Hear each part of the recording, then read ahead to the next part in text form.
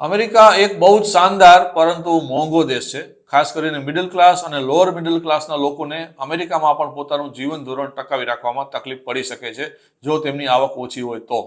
જો કે આખા અમેરિકામાં બધા જ શહેરો અને બધા જ સ્ટેટ મોંઘા છે એવું નથી. ઘણી જગ્યાએ વ્યાજબી કમાણી હોય તો પણ તમે શાંતિથી રહી શકો છો. આ એવા સ્ટેટ છે જ્યાં કોસ્ટ ઓફ લિવિંગ જોવામાં આવે તો ન્યુયોર્ક, કેલિફોર્નિયા અથવા ન્યૂજર્સી આ બધા સ્ટેટ કરતાં ત્યાં કોસ્ટ ઓફ લિવિંગ ઓછી આવે છે. આપણે અત્યારે એવા 15 સ્ટેટની વાત કરીશું જ્યાં રહેવાનો ખર્ચ ઘણો ઓછો આવી શકે છે. તાજેતરમાં સ્માર્ટ એસેટ દ્વારા એક એનાલિસિસ કરવામાં આવ્યું હતું અને તેમાં જાણવા મળ્યું કે અમુક સ્ટેટમાં સિંગલ લોકો કલાકના 19 થી $20 કમાય તો પણ બહુ સારી રીતે રહી શકે છે.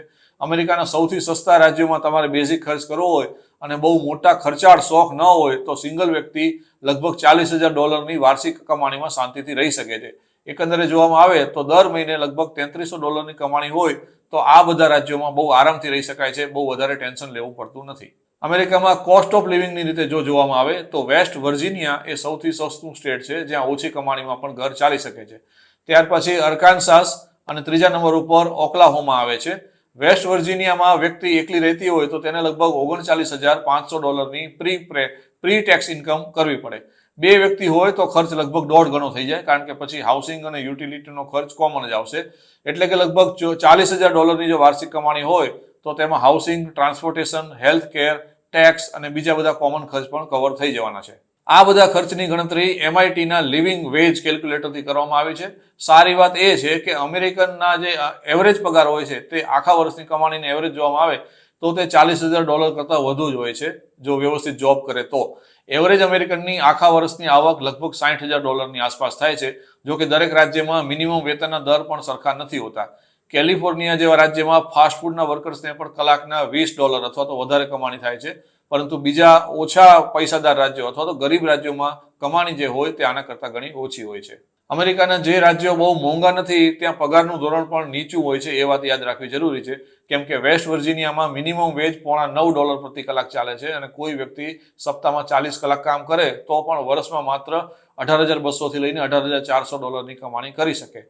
હવે અમેરિકાના કયા રાજ્યો સાવ સસ્તા પડે છે તેનો વિચાર કરીએ તો વેસ્ટ વર્જિનિયામાં $39,500માં સિંગલ વ્યક્તિ આખું વર્ષ આરામથી કાઢી શકે છે, થોડીક બચત પણ કરી શકે છે. અરકાનસાસમાં આ રકમ વધીને $39,725 જેટલી હોય છે, જ્યારે ઓકલાહોમા સ્ટેટમાં $40,211માં સિંગલ વ્યક્તિ આખું વર્ષ લગભગ કાઢી શકે. 2-3 જણનો પરિવાર હોય તો ખર્ચ લગભગ 1.5 ગણો અથવા તો ડબલ પણ થઈ શકે છે. અમેરિકાના સૌથી સસ્તા રાજ્યોમાં ચોથા નંબર ઉપર નોર્થ ડાકોટા છે, જ્યાં સિંગલ વ્યક્તિ પાસે $40,260ની વાર્ષિક આવક હોય તો આસાનીથી જીવન જીવી શકે છે. કેન્ટુકીમાં આ આવક $40,355 મિનિમમ હોવી જોઈએ.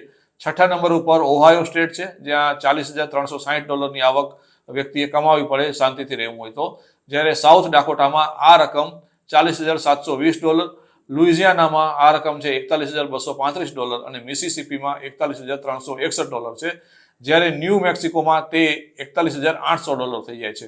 આ ઉપરાંત નેબ્રાસ્કા, એલાબામા, મિસુરી, વિસ્કોન્સિન આ પણ પ્રમાણમાં સસ્તા રાજ્યો છે. ત્યાં પણ બહુ વધારે જો આવક ન હોય તો પણ ઘર ચલાવી શકાય છે.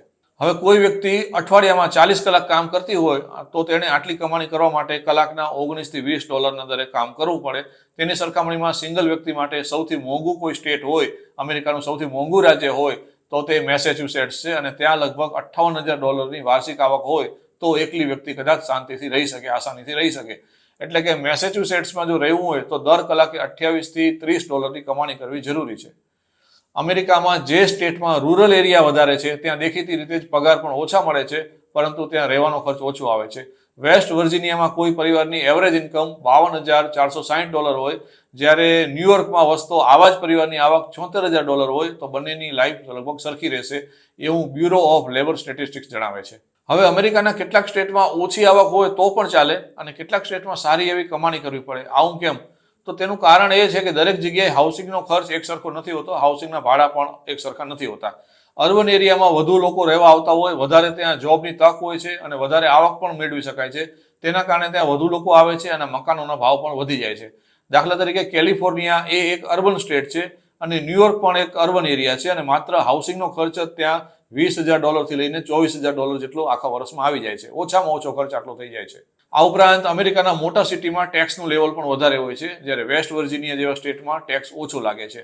ત્યાં પબ્લિક સર્વિસ અને ઇન્ફ્રાસ્ટ્રક્ચર પણ સસ્તામાં મળી જાય છે ન્યુયોર્ક કે બીજા સ્ટેટની સરખામણીમાં, અને ટેક્સનું પ્રમાણ વાર્ષિક $5,000 થી લઈને $10,000 સુધી પહોંચી જાય છે.